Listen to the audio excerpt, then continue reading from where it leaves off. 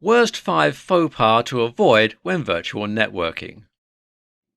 Whether you're just getting started in your new role or you've been around a few years, you know that a strong network is critical for your career.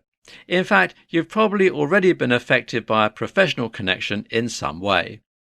Connections are not only beneficial for mentorship and finding your next opportunity, they're also necessary for your overall health and well-being. For many years, most of us have considered networking as face-to-face conversations at events or gatherings.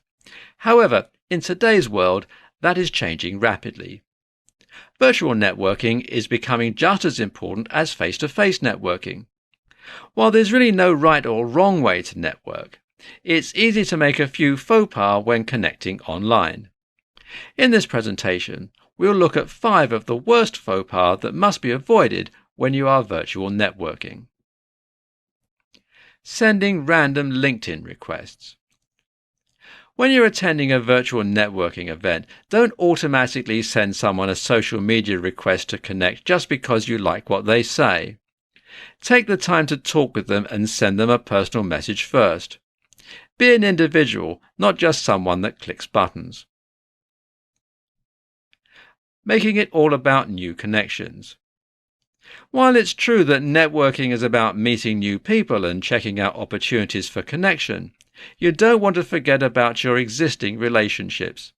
If you struggle with maintaining your current relationships, there's no reason to bother trying to build new ones. Not dressing appropriately. When you are planning to attend a virtual networking event, you need to think about how you would dress if you were attending that same event in person. While it's true that a lot depends on the industry you're in and the event that you're attending, but you're not likely to show up looking unkempt and dirty. You're probably going to make yourself look presentable. This is because you want to make a good impression. After all, although it's through video, people can still see you and will make judgments based on your appearance. Therefore, you want to make sure that you look the part when joining a meeting. Not solving technical issues.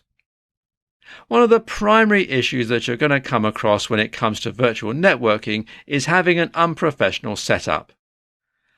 If you're having issues, it's going to look bad on you. Before you log into the meeting, be sure that you test your setup and see if there's any issues that need to be resolved.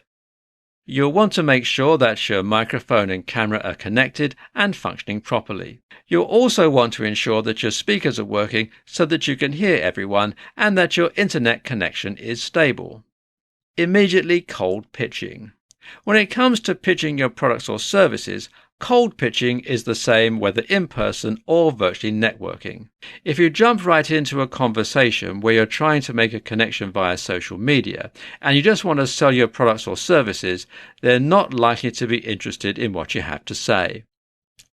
Instead, take some time to get to know someone and build a genuine relationship with them. No one is attending an event to be sold products or services that they're not interested in. They want to meet people who are real and can provide value to their lives. Conclusion. Over the past several years, the world has moved more to virtual networking in lieu of face-to-face networking. However, there's really not much difference between the two.